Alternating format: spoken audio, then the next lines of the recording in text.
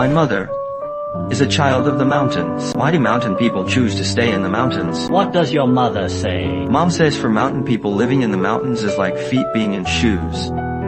It's comfortable. They've lived here for generations once they leave the mountains. There's nothing else for them who says. Xiangtu means having hope or an ideal. The harder life is, the more you need it. The year I failed my college entrance exams. I didn't go to the city to find work. Instead, I took over my father's job as a rural postman. On the night before my first day, my silent father took the mailbag I had already packed, took everything out to double-check it all over again. My mother looked worried, feeling that this job was just too grueling, and that I'd be better off working in the city. But I didn't care. Being a rural postman was a government iron rice bowl. It was nothing like being a common laborer. Father drew me a map of the route he had walked his entire life. The 223-li journey was planned for 3 days, but I was overconfident, thinking I could finish it in just 2. Seeing my naivety, father gave me only one piece of advice. Walking 200 li once is easy. The hard part is walking it for a lifetime. At the crack of dawn, with the morning mist still lingering, I slung on my brand new mailbag and prepared to set off. Father called over his old partner, wanting him to accompany me, but Lao stayed close to father, refusing to budge. He only seemed to recognize his old master. Toward me, the young man who was about to take father's place. He was full of instinctive resistance. Fine, stay then. It's less trouble for me anyway. I'm leaving. Feeling a bit frustrated, I left him behind and set out alone, but father couldn't help but worry. Before I had gone very far, he quietly followed and caught up with me. He was worried about me walking such a long mountain route alone for the first time. Fearing I might face difficulties, he decided to accompany me on his final trip. Mom stood at the door watching as our figures faded into the distance. She repeatedly reminded us to be careful and not to drink untreated water. Mom, go back inside. Good boy. Be a good companion. And so 2 men and a dog set out on their journey. The silence between us was heavier than the morning mist after the rain. Over mountains, across bridges, and through rivers, I walked ahead, my head down, focusing only on the path, nearly colliding with a woodcutter coming the other way. Afterward, I clumsily practiced how to yield properly on the narrow trail. The novelty soon wore off as the path grew steeper, and the mailbag grew heavier.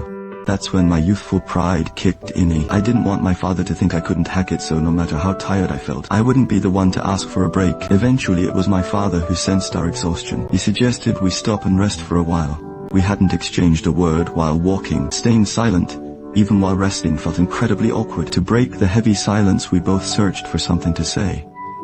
The first few words, long in the making, only made the atmosphere more subtle. Are you tired? After miles of silence, we finally began a bit of awkward small talk. Massaging his legs, he sighed and said that if his legs hadn't failed him, he wouldn't be retiring early. I struggled to find common ground with him, but out of concern, I urged him to go back and rest, saying I could handle the rest of the way alone. My father looked a bit helpless at my suggestion. He didn't say anything more. He simply stood up in silence and continued on his way. The failed conversation only stirred up my restless thoughts, quickened my pace as if trying to outrun the memories haunting me. When I was a child, because father was away delivering mail all year round, he couldn't even make it home once a year, though he always brought back toys for me, which made the other children envious. But these gifts never brought us closer as father and son. I was even a bit afraid of him. Every time I heard he was coming home, I would stay out playing until late on purpose. Even now, I still can't bring myself to call him dad. Lost in these thoughts, my pace quickened unconsciously. But when I suddenly turned around and saw father was gone, I panicked, worried something had happened. I dropped the mailbag and ran back to find him, but I only saw Lao waiting there. I wanted to shout for him, but the word dad wouldn't come out. Just as I was about to lose my mind, father finally appeared. It turned out he had just stepped aside to relieve himself. As I sighed in relief, father suddenly flew into a rage. He didn't care how worried I had been. Instead, he berated me for leaving the mailbag behind. Father sternly told me that the mailbag must never leave your sight at any time. This is the iron law that every rural postman must follow. After crossing several mountains, we finally reached the first village. I expected a lively scene, just like in the movies, with villagers swarming around to receive their long-awaited letters. After all, father often said he was more popular here than the county magistrate. The mountain folk don't mind not seeing the magistrate for days, but they can't go without him. However, reality came as a cold splash of water. There were no cheering crowds like I'd imagined. The villagers were all busy with their farm work. We were greeted only by a dilapidated village office. It felt as if it didn't matter whether we showed up or not. It made no difference to them. Father was used to this. He walked into the room with ease, boiling water, and making tea, as if he were back in his own home. It wasn't until Hua barked a few times that the village secretary came out to meet us. A smile lit up my father's face as he proudly introduced me. This is my son. From now on, he'll be the one walking this post road. The secretary assumed father was being promoted to director and offered his congratulations. But when he learned that father was simply retiring early, his joy instantly turned into pity and resentment. He felt the injustice of it all for my father. He said the teachers and doctors who came to work in the mountains all became government officials after just a few years. But father had spent his whole life trekking through these mountains, only to end up with a body full of ailments and no official title to show for it. Father didn't react to any of this. He just smoked his pipe. Calmly to him, fame and fortune seemed like distant trivial things. But listening to it made me feel very uneasy. I felt wronged on his behalf and couldn't help but start complaining. Only then did father mention that a month ago, the branch director came to inspect the route and said right then that for such a grueling path, father deserved a major commendation. But who would have thought that once the director returned, commendation vanished, and father was told to retire because of his age instead. Didn't the township or the village even write you a letter of praise? They did write one. I didn't let them send it. How could a man deliver a letter of praise to himself? Besides, and who was there to praise them? You must remember this as well.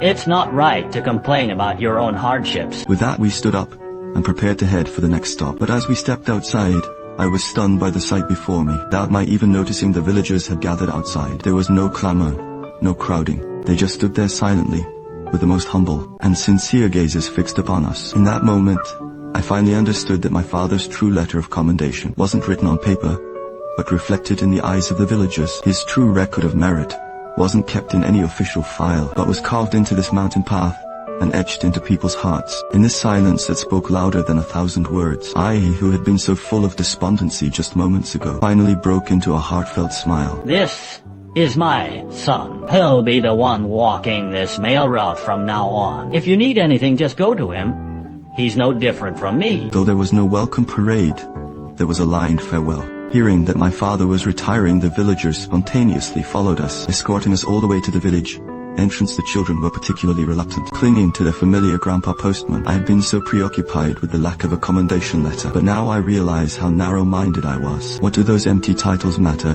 compared to the devotion of the people?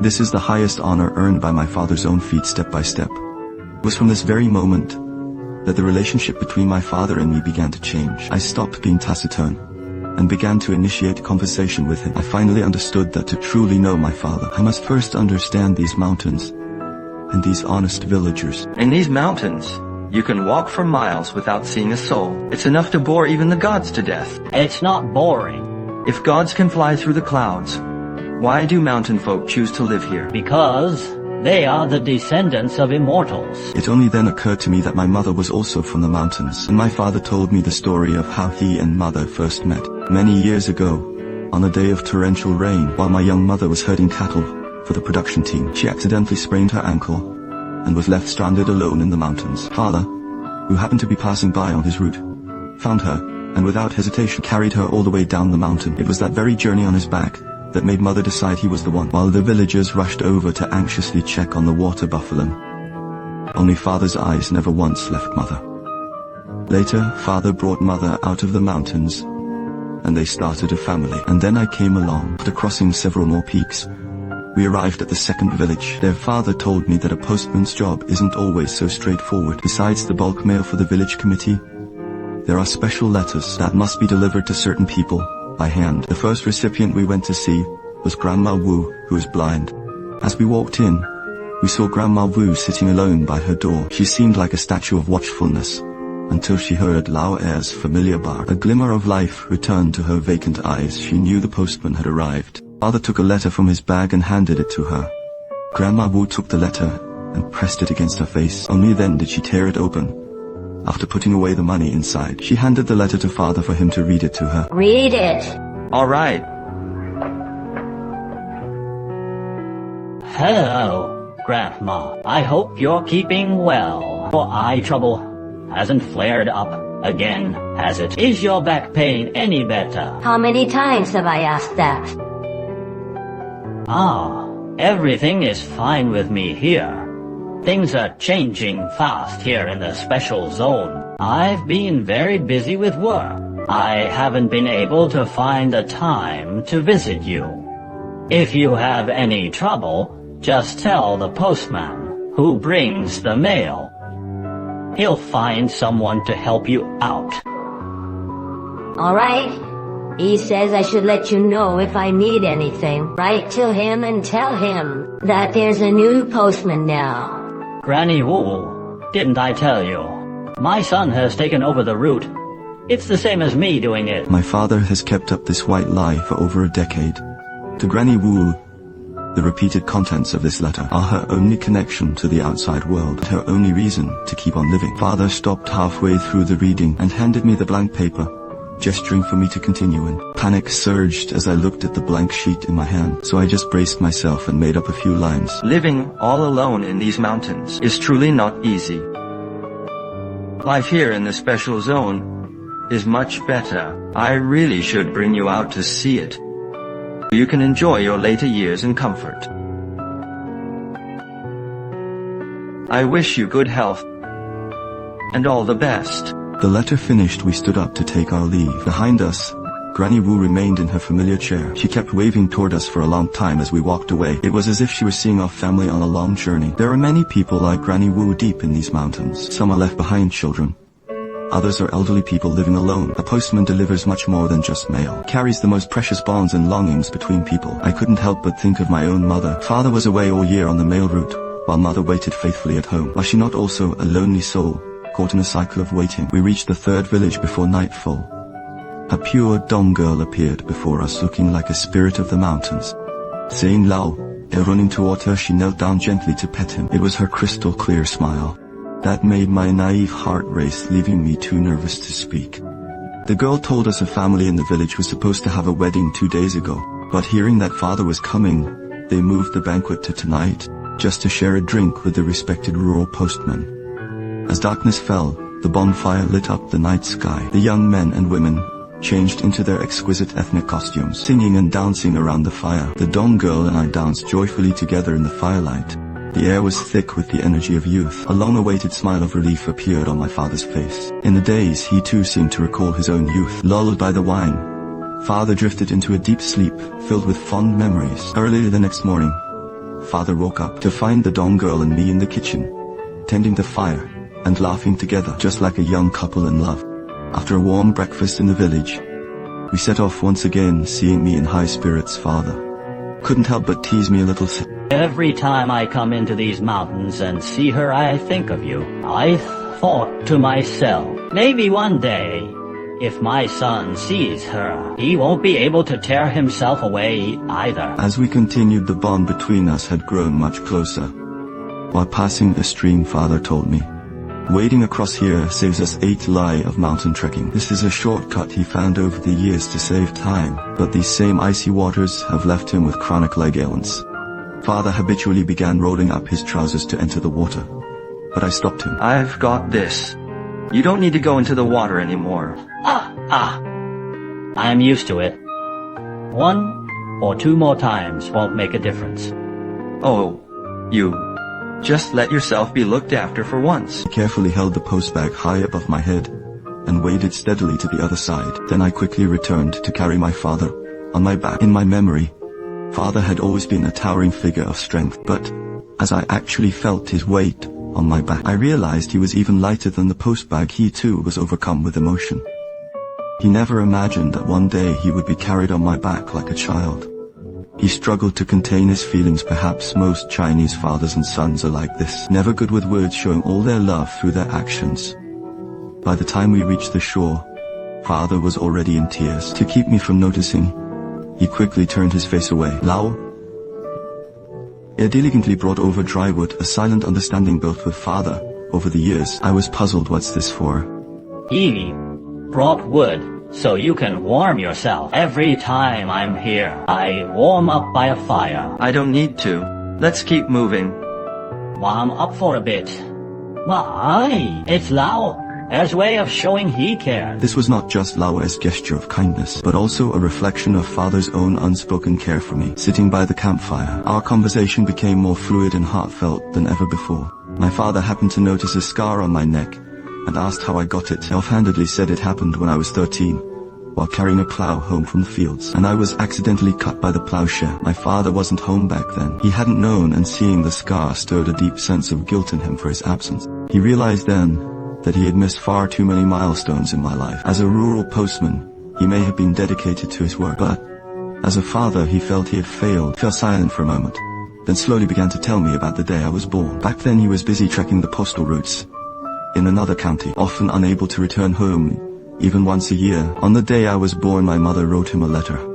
My father spent his whole life delivering letters, but the only one he ever received was the joyful news of my arrival. He was so overjoyed that he spent an entire month's wages to treat his colleagues in celebration. This was the first time I had ever heard these stories. At that moment I understood that it wasn't that he didn't love me, but that his duty forced him to be absent during my childhood. Now that I am walking the same postal road he once did, I finally realize the true hardship and weight of this job, and I've come to see how difficult it really was for him as a father. Dad, it's time to go. What did you say? I said, Dad, it's time to go. Did you hear that? Lao. Era. He called me Dad. This simple word meant the world to my father. Carrying immense weight, a rare smile finally spread across his face. We continued on our way, but soon a nearly vertical cliff face blocked our path. Just as I was wondering how we'd ever climb it, a rope was lowered from the top. We used the rope to pull ourselves up, but midway my foot slipped. A loose rock tumbled down, grazing the top of my father's head. Instead of blaming me, my father just looked up and told me to be careful. Exhausted, I finally reached the summit, only to find that the one who threw the rope was a boy named Chewa. Looking at the treacherous cliff, my father told him not to come back here anymore. What? Chewa replied, my grandfather says, this is my job. Grandpa said, you fell down the mountain for us once before. We can't let you fall for our sake a second time. Your grandfather is getting senile. Mom, tell him this. From now on, it's my son who will be taking this route. There's no need for you to wait here anymore. It's my job. Because you fell once for our sake. We can't let your son fall for us either. I finally realized that my father's silence was a form of protection. Never spoke of those life-threatening dangers at home, simply to keep us from worrying. I struck up a conversation with Chiwa. This boy also harbored a dream, one hemmed in by these mountains. The treacherous paths had forced him to drop out of school, but he never stopped studying, dreaming of studying journalism through a correspondence course and becoming a reporter. He wanted to tell the stories of the mountains to the outside world. After Chewa left, I pressed my father about his fall down the mountain. It turned out he'd been unconscious for a day and a night. The whole village lit torches to search the mountain before they finally rescued him. Finally understood the hardships he endured just then. Chewa's voice echoed through the mountains. Hey! Brother! Grandpa, I'm here. I got my grades out of 3 subjects. I got 2 excellents and 1 good. My teacher even recommended my essay to a newspaper. The teacher was going to refund my tuition, but then said he'd support me until I graduate. He also told me to practice interviewing. Next time you visit, I'll interview you. Spin. It's a deal. Go on home now. Chewa's good news made me genuinely happy for him, but a flicker of loneliness crossed my father's face, because for him, there would be no next time. After that, we both fell into a long silence, lost in our own thoughts until a mountain song drifted over. Only then did my father speak up, asking if I had feelings for that Dong girl. But my thoughts were more practical. I told him I wouldn't marry a girl from the mountains, because I didn't want another girl to repeat my mother's fate, leaving her home, only to spend her whole life homesick, watching the local girl pass by humming a tune without a care in the world. Neither of us could find the words to speak. After the silence, I suddenly remembered that old question. When I was little, Mom would tell me about the mountains, and I'd ask her, why do mountain people live in the mountains? What did your mother say? She said, mountain people live in the mountains, just like feet tucked inside shoes. Comfortable to father, entering the mountains meant walking a post road for a lifetime. To Mom, following father out of the mountains was also its own kind of lifelong post road. At that moment, I finally understood the hardships they both endured. I realized that the heart can grow more weary than the legs. This only deepened my resolve to take over from my father and keep walking this post road. As we went on, father's leg pain worsened, leaving him with a heavy limp. At the last village, I told him to rest here and that I would handle the final deliveries alone. While I was sorting through the mail, a sudden gust of wind sent several letters flying. I only had time to grab the rest of the mailbag, but in that moment, my aging father forgot all his pain. Just like his younger self, he leapt up and ran, chasing the scattered letters with Lao with surprising agility. This was how he and Lao had always been on this route, running across the mountains together. This time they recovered more than just letters. They briefly reclaimed the years of their youth. That night we stayed at a villager's house. While soaking our feet, we shared a heart-to-heart conversation. I asked again, for generations these people have lived in the mountains, surrounded by nothing but peaks. But father told me, one must have hope that when you have something to live for, you have everything. Without that sense of purpose, life loses its flavor, no matter how good it is. Just like this postal route of ours. It's a hard life, to be sure, but after doing it for so long, you grow attached to the people and the stories along the way. That's when the work feels worthwhile. After soaking our feet, I began sorting the mail. We will be back home by this time tomorrow. We began a special kind of handover. But I wasn't briefing him on the mountain trails anymore. I was briefing him on the domestic life he was about to face. I gave him careful instructions. When you're back, visit the neighbors who helped our family. The village chief has his quirks, but he does help the village prosper. After all, everyone relies on him to allocate fertilizer and seeds. The crops can't wait even a day. From farm chores to mother's health, I covered every detail. Father listened in silence, as if lost in a trance as time drifted back. Isn't this exactly how my father looked, fretting over me before I left? In just 3 days, the mailbag seemed to have completed a silent handover. Father gazed at my sleeping face for a long time. Then, at the mailbag that had been his companion for most of his life, an unprecedented sense of peace and fulfillment filled his heart. He had just lain down when I turned over in my sleep and snuggled into his arms. We had never been close yet in our sleep. We shared our first embrace, and at this moment a single unconscious gesture completely dissolved all the barriers between us. Father and son fell asleep with smiles, looking forward to the journey home tomorrow.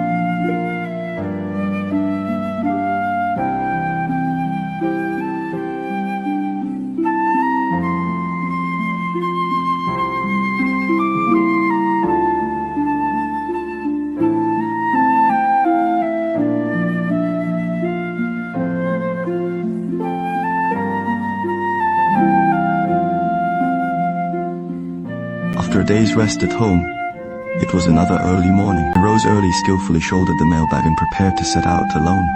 Lao followed behind while father stood still, like a silent mountain, watching his younger self walk into the distance. Seeing father standing still, Lao ran a few steps and then turned back. Father watched my silhouette in silence.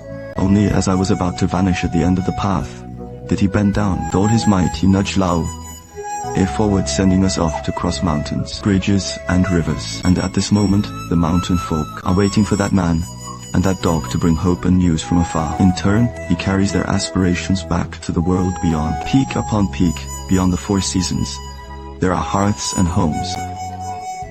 Soul to soul beyond the goodbyes, there are the enduring bonds of care.